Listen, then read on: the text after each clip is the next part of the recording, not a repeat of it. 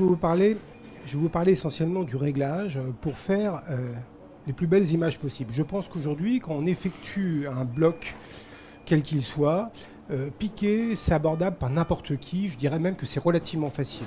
Il faut respecter des règles de sécurité, mais avant, je pense qu'on piquera bien si on fait de belles images et si on arrive à bien localiser sa zone cible. Donc le tout, c'est d'avoir une belle cible et respecter quelques règles. Pour ça, c'est vrai que quand on voit nos échographes, là, on a deux types de machines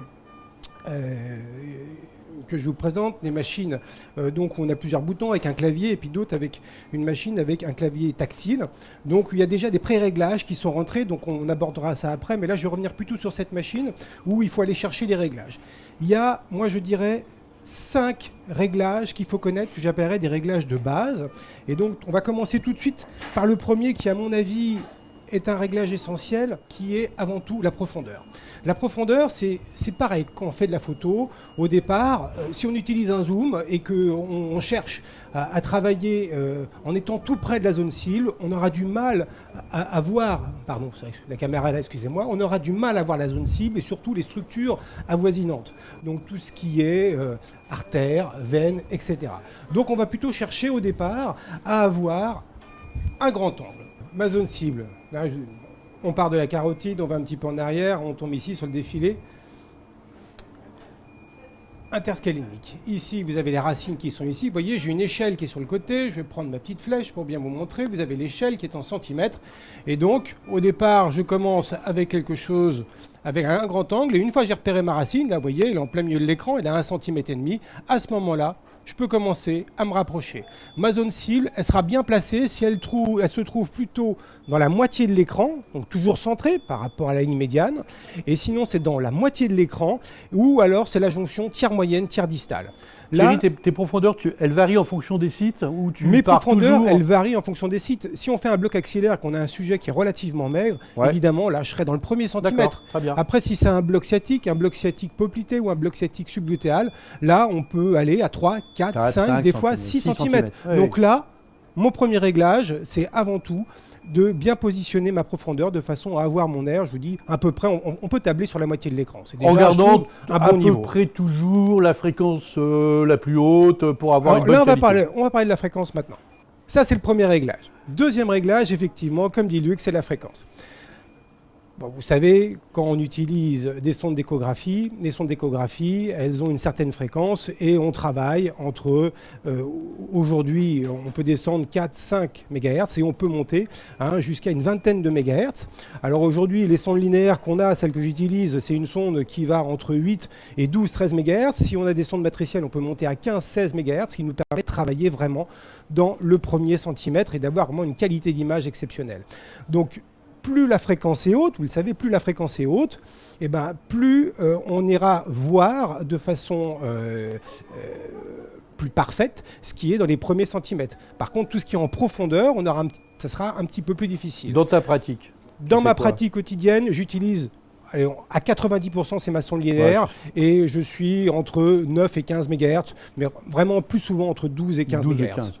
Donc, là, sur cet appareil-là, la fréquence, elle se situe ici. C'est ce petit bouton qui est là. On l'appelle une fois. Vous avez ici, en bas de l'écran, vous avez ici tous les boutons qui sont indiqués. Et si je tourne une fois, voilà, j'ai ma fréquence qui apparaît. Là, je suis à 13 MHz. Sur cet appareil-là, 13, c'est vraiment le premier, voire le demi-premier centimètre. Donc là, je peux passer à 12.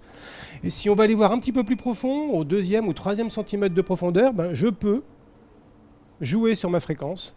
Et là, on voit quand même qu'on a un petit peu plus de clarté et on voit les choses un petit peu plus en profondeur. Donc la fréquence, c'est vraiment adapté à sa zone cible. Donc si on se trouve à la moitié de l'écran, là je suis à 1,5 cm, clairement je peux remonter. Là vous avez vu, j'étais à 8 MHz, je peux passer à 10, je peux passer à 12. Là à 12 MHz, je suis vraiment bien quoi. Là on voit bien la racine qui sort de l'apophyse transverse. Là je fais des petits allers-retours pour vous montrer. On voit bien l'apophyse transverse avec la racine qui est au milieu. Donc ça c'est mon deuxième élément qu'il faut bien régler. Troisième élément qui est important, et là qui n'est pas bien réglé sur cet appareil pour ce type de bloc, c'est ce qu'on appelle la focale. La focale, c'est ce qu'on appelle la résolution latérale. La résolution latérale, c'est quoi? C'est la capacité qu'a le processeur ou l'échographe à distinguer deux éléments très proches qui sont sur la ligne qui est perpendiculaire par rapport aux ultrasons. Donc là, clairement, ma focale, elle doit se positionner en regard de ma zone cible ou un tout petit peu plus au-delà de ma zone cible. Donc là, si on détermine que la racine, c'est ma zone cible, vous voyez, je suis à 1,6, 1,8 cm. Ma focale, elle est à 0,9 cm. Donc, c'est insuffisant. Je vais donc jouer sur ma focale, c'est ce bouton qui est ici, et je la baisse, ici, encore un cran. Voilà, là je suis descendu peut-être un petit peu beaucoup, ça 2 cm.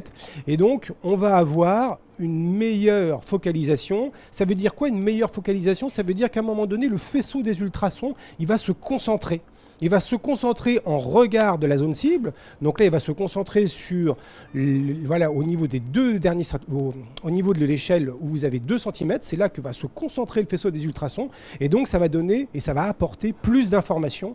Et on aura une meilleure définition de l'image. Alors, ce qui est certain, c'est que globalement, le focus, je vois très très peu de jeunes régler sur des machines.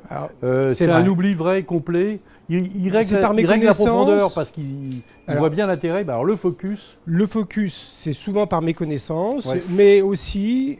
Alors des charges, les nouvelles machines qui sortent, notamment celle d'à côté, le focus il est déjà pré-réglé et adapté à la fenêtre. C'est-à-dire si on a une fenêtre de 3 cm de façon arbitraire, le focus il sera réglé à 1 cm 4, 1 cm 5. Donc voilà, ça donne une moyenne, mais sachez quand même qu'on peut toujours aller régler le focus de façon à optimiser son image. On a un peu participé à ça d'ailleurs, à savoir quelle était la meilleure position en fonction de la fenêtre qu'on voulait prendre. Après, il y a un autre élément qui est important, le 4e point qu'il faut savoir régler, c'est ce qu'on appelle le gain. Le gain, c'est l'amplification du signal électronique.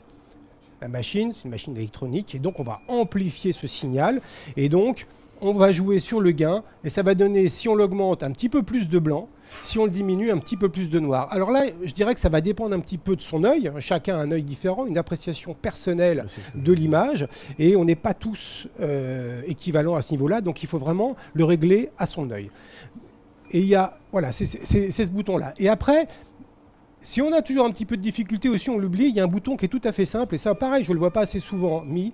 C'est ce qu'on appelle l'automatisation. L'automatisation, c'est ici. Je fais ce bouton et c'est une calibration de la sonde qui va se faire sur chacun d'entre nous. C'est un bouton qui est quasiment exclusif de General Electric. C'est pour ça que tout le monde ne le connaît pas. C'est valable que pour les GE. Ailleurs, il n'y en a pas. Donc, que ça soit Philips, Siemens, Toshiba, il n'y en a pas. C'est bien utile. C'est fondamental. Moi, je trouve ça bien utile. Bien sûr. Donc l'automatisation, c'est vraiment quelque chose pour moi qui est essentiel et qui est important.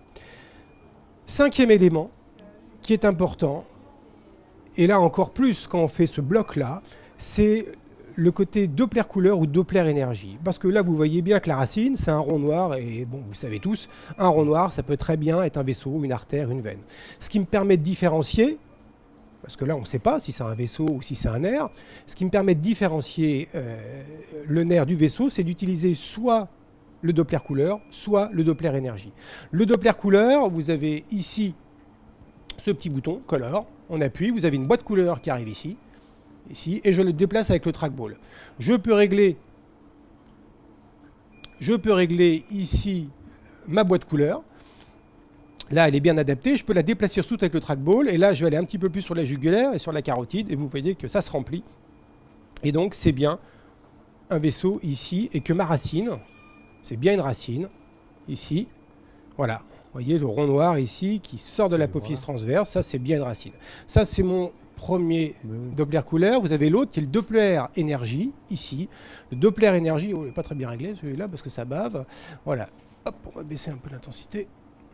Voilà, j'ai baissé un peu l'intensité. Personnellement, je préfère le Doppler énergie parce qu'il est moins sensible à la direction. Alors, il n'est pas sensible à la direction. Par contre, il est plus sensible et c'est ce qu'on utilise souvent d'ailleurs pour la perfusion tissulaire. C'est ce qu'on utilise pour aller voir. C'est plus intéressant que le Doppler couleur. C'est plus sensible. Alors, c'est vrai que par rapport au Doppler couleur, le Doppler couleur indique le sens du flux.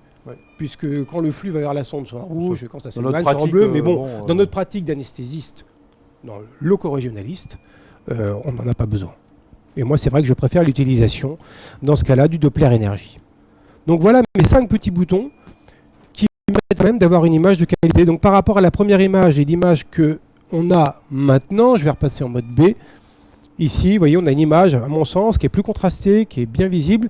Il y a un autre élément dont j'ai oublié de vous parler, c'est le gain étagé. Parce que quand on a plusieurs éléments sur plusieurs centimètres plusieurs zones cibles, bien évidemment, quand on utilise une seule fréquence, les informations qui vont être données et qui reviennent de la profondeur sont de moins bonne qualité que les informations qui sont en superficie. Dans ces cas-là, j'utilise le gain étagé et je force le gain sur la position inférieure. Voilà, je diminue le gain sur la position superficielle et je force le gain sur la position un peu plus profonde. Et après, je joue sur le gain général. Alors voilà. moi, là, je vais volontairement, on va s'arrêter une seconde là-dessus. Cette erreur, elle est terrible.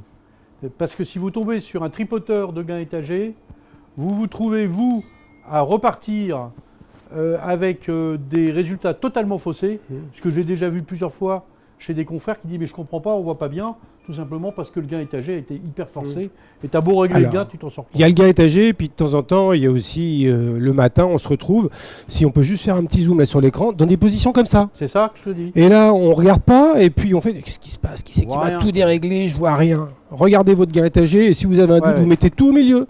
Et après, Après, c'est un petit peu différent. Voilà, ça, c'est ce que j'appelle les réglages de base.